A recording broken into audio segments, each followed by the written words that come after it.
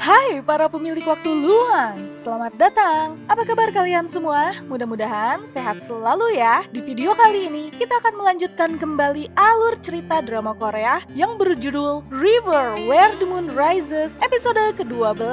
Di episode lalu, Go juga yang menganggap Pyeonggang dan Ondal adalah hambatan baginya, lantas mengutus Go Sang-chul untuk menghabisi mereka di lembah hantu. Sementara itu, Pyeonggang yang kehilangan sang ibu akhirnya berhasil menemukan Nyonya Sa yang tengah berada di tepi jurang. Pyeonggang pun meminta agar sang ibu tidak pergi dan tetap mendampinginya bersama Ondal. Saat Nyonya Sa luluh, tiba-tiba saja sebuah anak panah melesat dan hendak melukai Pyeonggang. Namun berkat indera pendengarannya yang tajam, Nyonya Sa berhasil menyelamatkan Pyeonggang. Namun akibatnya, anak panah itu malah mengenai dirinya. Go Sang-chul pun muncul dan hendak menghabisi Pyeonggang. Namun di saat bersamaan, Ondal datang dan yang ditakutkan almarhum Jenderal On Hyop akhirnya terjadi karena untuk pertama kalinya Ondal menumpahkan darah seseorang. Penasaran dengan kelanjutan kisahnya? Tonton video ini ya. Namun sebelumnya jangan lupa klik subscribe, like, komen, dan nyalakan notifikasi loncengnya ya supaya bisa dapat update drakor dan film dari channel ini. Dan buat yang sudah subscribe channel ini, terima kasih banyak ya. Dukungan kalian menjadi semangat bagi kami untuk mengembangkan channel ini. Langsung aja kita bahas drakornya. Check it out! Setelah berhasil mengusir Go Sang-chul dan pasukannya, Ondal dan Pyeonggang akhirnya membawa sang ibu pulang ke rumah untuk merawatnya. Dan untungnya, anak panah itu tidak mengenai organ dalam sang ibu. Melihat sisa darah di tangannya, Ondal pun kembali mengunjungi tepi tebing dan melihat mayat para pasukan yang tergeletak begitu saja. Ondal yang merasa bersalah akhirnya mengubur mayat-mayat itu. Sepulang dari tebing, Ondal pun melaporkan pada Pyeonggang jika ia telah menguburkan mayat-mayat pasukan yang telah tewas itu. Menyadari jika suaminya ini memiliki hati yang baik serta nggak tegaan, Pyeonggang mencoba menguatkan Ondal. Jika saja Ondal tidak menghabisi pasukan itu, maka sang ibu, Pyeonggang, dan dirinya sendirilah yang akan menjadi korban. Namun Ondal mengatakan, perkataan Pyeonggang ini mirip seperti zaman Pyeonggang masih menjadi anggota Cheonjubang.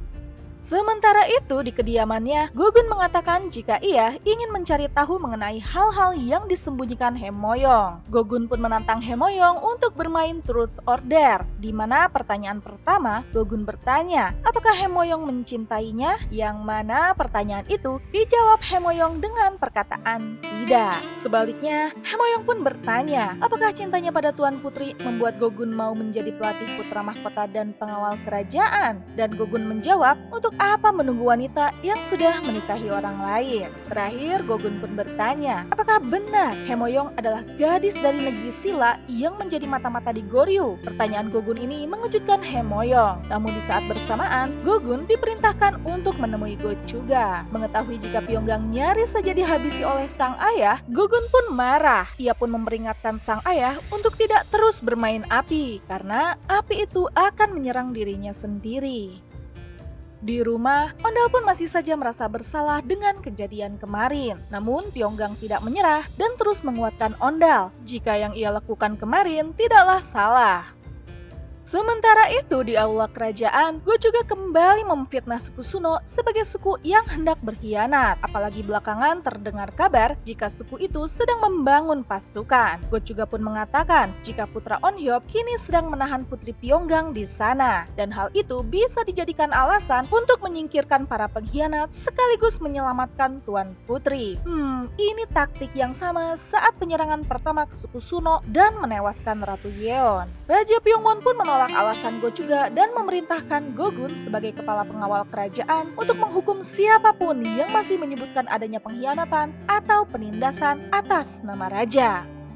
Di lembah hantu, Pyeonggang pun melaporkan kejadian penyerangan kemarin pada Sawon-am dan teman-temannya. Pyeonggang pun meminta agar semuanya sekarang waspada karena bisa saja suku Suno kembali dijebak sebagai pengkhianat. Sawon-am pun jadi terkenang masa lalu mengingat alasan yang sama digunakan untuk memusnahkan suku Suno. Namun kali ini Sawon-am tidak akan tinggal diam. Dengan meminta restu dari Pyeonggang, Sawon-am hendak mengirim surat pada orang-orang lain agar bergabung dan memperkuat suku Suno. Mereka pun lantas bekerja sama untuk memperkuat pasukan dan benteng pertahanan di lembah hantu.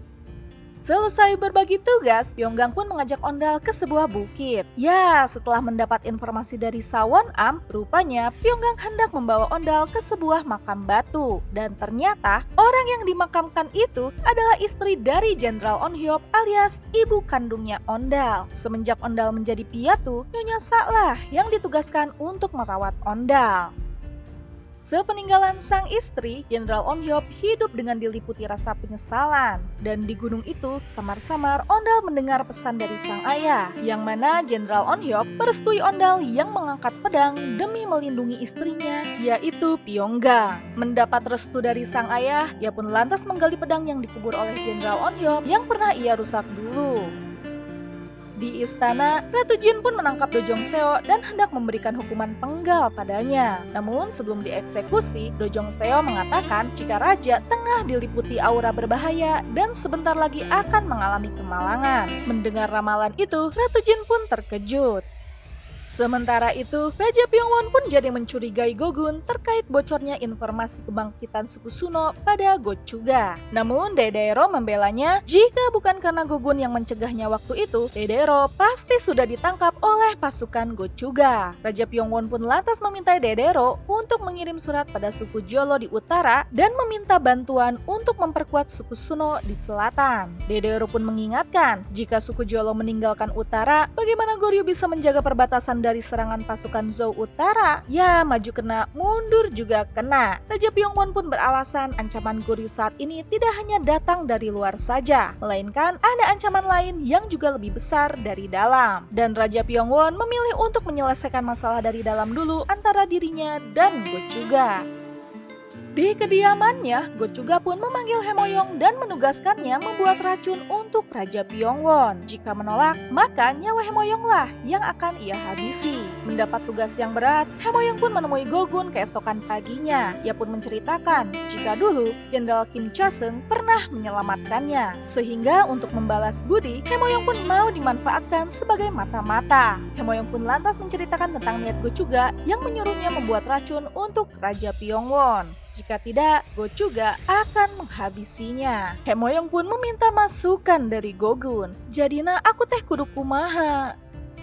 Di lembah hantu, Ondal yang hendak pergi menuju tempat Wolgang dicegat oleh Pyonggang yang menanyakan kenapa Ondal pergi begitu saja tanpa berpamitan dengannya. Ya, sejujurnya Pyonggang pun jadi tidak enak hati karena telah memaksakan kehendaknya untuk membuat Ondal yang lugu dan berhati baik menjadi seorang petarung seperti sekarang ini. Sepeninggalan Ondal, Pyonggang pun kembali mengawasi para warga yang tengah berlatih dan membuat senjata perang. Melihat Wolgang, Pyonggang pun curhat mengenai dirinya yang menyesal karena kehadirannya telah merubah Ondal dan warga desa Lembah Hantu menjadi orang-orang yang siap berperang seperti sekarang ini demi memenuhi tujuannya untuk melawan Gochuga. Namun Wolgang dengan bijak menyarankan agar Pyonggang berkata jujur pada Ondal mengenai tujuan Pyonggang yang sesungguhnya. Setibanya di tebing tempat berlatih, bukannya menemukan Wolgang, Ondal malah menemukan Pyonggang yang mengajaknya berlatih pedang menggunakan pedang sungguhan. Di sana, Pyonggang pun berkata jujur jika selama ini ia telah membuat Ondal menyukainya dan hendak memanfaatkan Ondal demi tujuannya menjaga kerajaan. Namun mau apapun alasannya, Ondal udah kadung menyukai Pyonggang. Jadi kata-kata Pyonggang ini tidak akan merubah perasaannya pada sang putri. Dan lagi, Ondal sudah bertekad akan melindungi istrinya, yaitu Pyonggang. Malamnya di rumah, Pyonggang pun membagi 2 kalung giok pemberian Ratu Yeon. Satu ia ikatkan di tangannya, sementara yang satunya lagi ia ikatkan pada Ondal. Pyonggang berkata jika kalung itu melambangkan takdir mereka sebagai suami istri. Dan malam itu, sepertinya Ondal dan Pyonggang menghabiskan malam bersama tanpa aturan no touch. Di istana, Raja Pyongwon yang sedang makan bersama Won tiba-tiba saja jatuh pingsan. Ya, Raja benar-benar diracun. Ratu Jin pun panik, namun tiba-tiba ia teringat perkataan Do Jong Seo yang mengatakan jika Raja akan mengalami kemalangan. Ratu Jin pun lantas menemui Do Jong Seo yang tengah disandranya untuk meminta bantuannya memulihkan Raja. Do Jong Seo pun menyanggupi asalkan ia bisa menemui Raja secara langsung. Ratu Jin pun lantas membawa Do Jong Seo untuk memasuki kamar raja. Namun di depan kamar raja, tampak Go-gun tengah berdiri untuk menjaga. Go-gun jadi teringat percakapannya dengan Hemoyong. Ialah yang memutuskan agar Hemoyong membuat racun untuk raja agar bisa terhindar dari Gochuga. Namun Hemoyong juga harus membuat obat penawarnya agar raja tidak benar-benar meninggal. Ya, Go-gun jadi dilema. Seperti yang sudah diduga, Do Jong Seo akhirnya bisa memasuki kamar raja sesuai perintah Ratu Jin untuk membantu memulihkan raja. Namun sebelumnya, Hemoyong menitipkan obat penawar itu pada Do Jong Seo karena ialah satu-satunya orang yang bisa mendekati raja dan tidak akan dicurigai. Do Jong Seo pun setuju karena ia tidak ingin Raja Pyongwon mati dengan mudah seperti sekarang ini. Ia ingin agar sang raja kelak mati dengan mengenaskan. Dan benar saja, setelah diberi obat penawar secara diam-diam, raja pun akhirnya selamat. Namun akibatnya, Hemoyong nyaris dihabisi oleh Gochuga. Hemoyong yang terguncang pun tidak bisa menahan tangis tatkala Go-gun yang tengah berdiri di luar menghampirinya. Ya, Go-gun jadi makin merasa serba salah. Sementara sang ayah tengah sakit, kini putra mahkotalah yang ditugaskan menjadi raja sementara. Ia pun dipaksa untuk memindahkan kendali militer ke tangan Dewan 5 Suku, yang mana wewenang itu akan digunakan untuk menyerang suku Suno dengan alasan pengkhianatan. Rupanya dengan menekan putra mahkota, banyak pihak lain yang akan diuntungkan. Salah satunya Ratu Jin. Jika Won memberikan titah kerajaan, maka ia akan dianggap sebagai anak yang tidak setia. Akibatnya, Won tidak akan bisa mempertahankan gelarnya sebagai putra mahkota, dan hal itu akan membuat Gyeonmu naik dan menggantikannya. Ratu Jin pun lantas meminta Do Jong Seo untuk meramal tentang nasib Gyeonmu di masa depan. Ya, untungnya Won tidak bisa dikendalikan oleh Dewan 5 Suku dan menolak untuk mengabulkan keinginan mereka. Hal ini membuat Gochuga bertekad akan menggunakan cara kekerasan dengan menaklukkan suku Suno menggunakan pasukan suku Gyeru. Sementara itu, desa Lembah Hantu kedatangan sejumlah pasukan yang dipimpin oleh Woyong. Pasukan ini dulu pernah melayani Jenderal On-hyuk dan kedatangannya atas permintaan Sawon-am. Woyong beserta pasukan lainnya yang tengah dalam perjalanan mengutarakan keinginan untuk bergabung dengan Pyonggang demi bisa membersihkan nama sukunya dari cap pengkhianat. Di saat bersamaan, Wol pun datang dan mengabarkan jika rombongan Pungge dan Tarajin diserang oleh pasukan Gyeru. Dan kini keduanya pun diinterogasi oleh Go Sangchul mengenai kekuatan yang suku Suno miliki. Di kota, Hemoyong pun berniat untuk pergi meninggalkan Goryeo dan hendak kembali ke Silla. Namun langkahnya dicegah oleh Go-gun. Hemoyong pun berkata jika ia sudah tidak ingin dimanfaatkan lagi oleh Go-gun yang jelas-jelas menyukai orang lain. Lagi pula, buat apa Go-gun menemuinya? Padahal saat ini Pyonggang tengah berada dalam bahaya.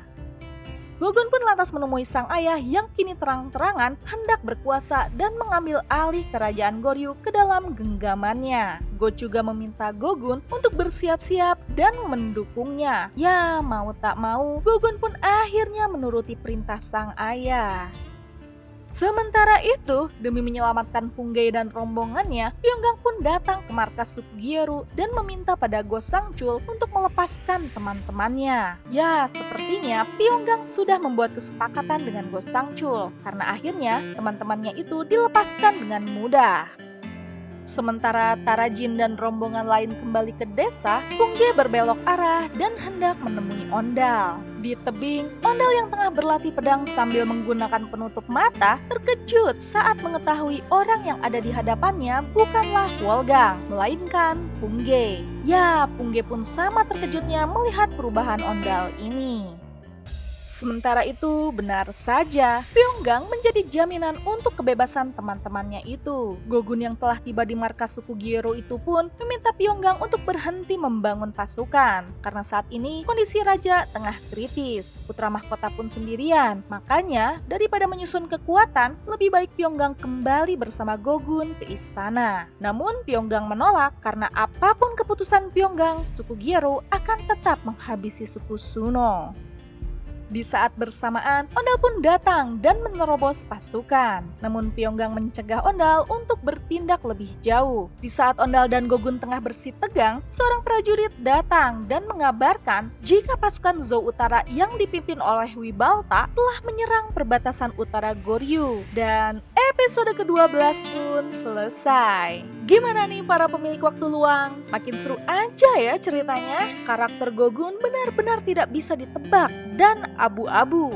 Belum jelas kepada siapa sebenarnya ia berpihak. Namun terlihat jika ia berusaha untuk tidak menyakiti kubu manapun. Dan kini kondisi Goryeo benar-benar tengah terancam. Di satu sisi, Gochuga dan pasukannya sedang berusaha mengambil alih kekuasaan. Namun di sisi lain, muncul pasukan Zhou Utara yang juga hendak menyerang Goryeo. Semakin berat saja pekerjaan Pyonggang untuk mempertahankan Goryeo ya. Penasaran dengan kelanjutan kisahnya? Nantikan episode ke-13-nya ya. Dan terima kasih telah menonton channel ini. Dadah!